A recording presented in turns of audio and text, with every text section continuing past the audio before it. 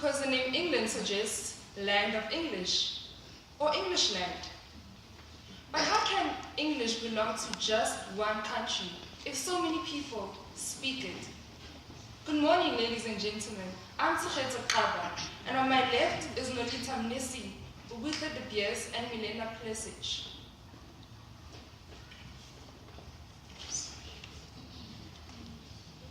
The largest number of English speakers are not found in England, but in India.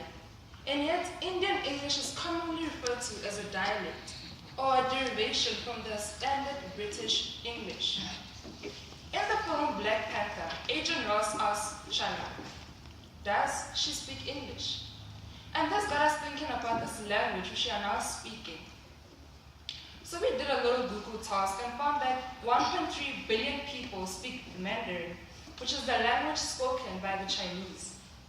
And the second most spoken language? It should be English, right? No, it's actually Spanish. Strangely, the statistics are confusing. Google told us that 1.5 billion people speak English, which doesn't even make it the second most spoken language, but the most spoken language. But only 360 million of those billion people are first language English speakers. It is interesting to note that English is a language and not a culture.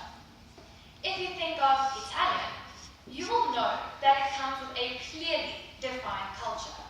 Italian food like pizza, cannellonis, and tiramisus. Italian fashion like Gucci, Versace, and Giorgio Armani. Italian cars like Ferrari, Alfa Romeo, Lamborghinis, and Maseratis. And of course,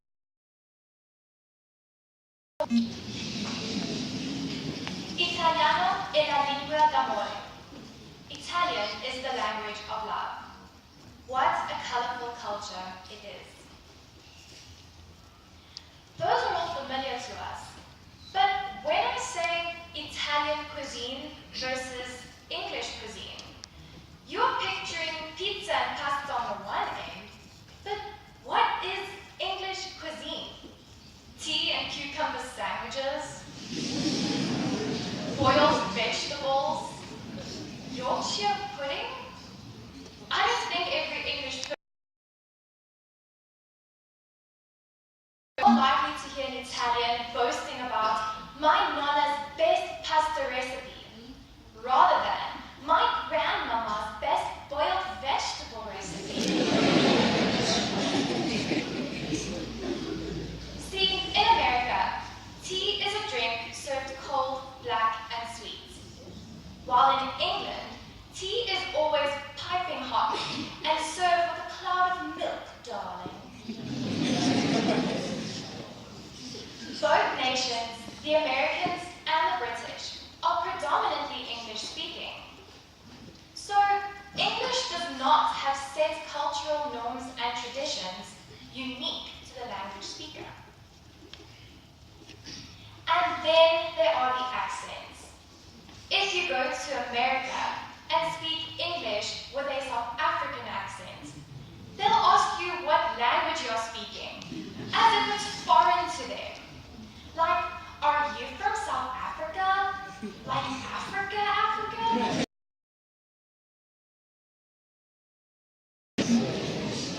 Now, don't forget, in America, you have to roll those R's. So don't say river. You have to pronounce that R and say river. And don't say the word ask as ask, but rather ask. That A is very important. Don't ask me why.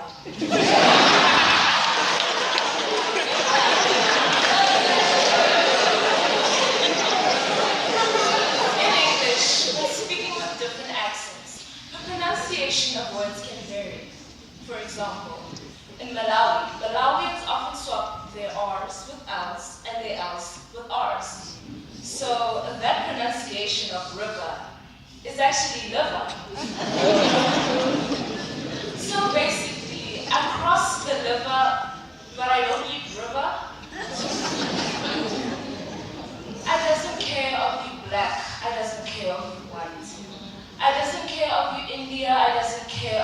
your luck. Because for sure now this heart go the same.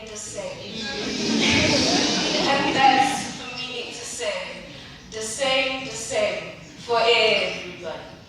Sipo Sepapa. Now that was English.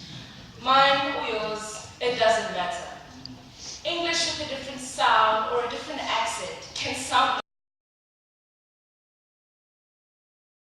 like is me speaking your language with the rules of mine. This English language is truly universal. We hear American English and Canadian English, and we say they're the same. Then we cross over to Aussie English, and we hear New Zealanders speak English, and we say they're also the same. But those people can distinguish an American from a Canadian, and an Aussie from a New Zealander. Take old British colonies like India, Pakistan, Sri Lanka, and Bangladesh. To our ears, those people will all sound similar, but they can distinguish who's who from where. Even here in South Africa, a Joburg accent and a Cape Town accent are clearly different. In Cape Town, they often just speak about the mountain because it is so important to them. In Joburg, the accent is a lot more aggressive. Like is thrown in a lot, and hey is thrown in too. Like, I like living in Josie, eh? And if you cross the Boerewors curtain, then you'll hear us talk with our chommies like this. Because in Pretoria, we have a strong Afrikaans influence. So, nothing belongs exclusively to English, right? Let us take a good old bride, for example. The English-speaking nations all seem to enjoy a bride, or barbecue, as it is known in places where Afrikaans hasn't colonized English. Found a common ground.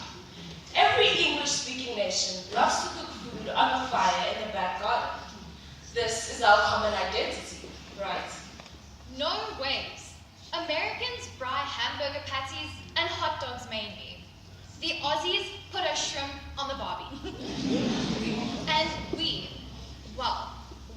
fry absolutely anything and everything.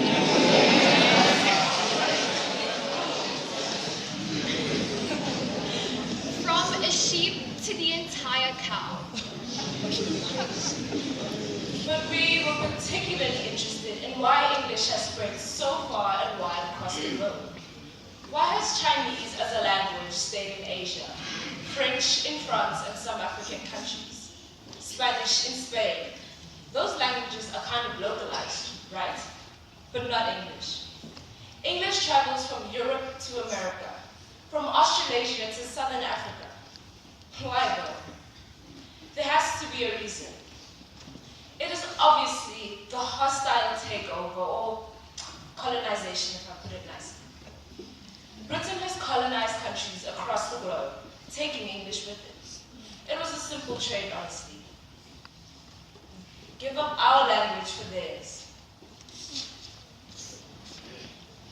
But we're also astounded at how dominant English is in the arts world. If you look at the movie industry, Hollywood and the Oscar awards are all in English. That the huge Nigerian movie industry. One would expect that the language that dominates the huge Nigerian movie industry is Yoruba. But no, most Nigerian movies are in English, or English subtitles at least. Think about the Mark Angel comedy series, produced by Nigerian video producer Mark Angel. No, not in Yoruba, but English. And if you think about Bollywood, one would expect that the language that dominates the Indian movie industry is Hindi. But no. Let's take a look at the music industry. How many Japanese rappers are making popular music? But how many English rappers are making it to the charts? Many of us are able to sing along to Ed Sheeran's Thinking Out Loud or Adele's Hello, other side. And yet we can't recite the lyrics to an African singer like Salif Keita, whose lyrics are in French and not English. Look at last year's Soccer World Cup in Russia. The opening ceremony featured only Russian musicians, right? No! Robbie Williams, who is as British as scones and tea, was the main act at the World Cup. English singer-songwriter, over and above Russian? Wow, is English that cool?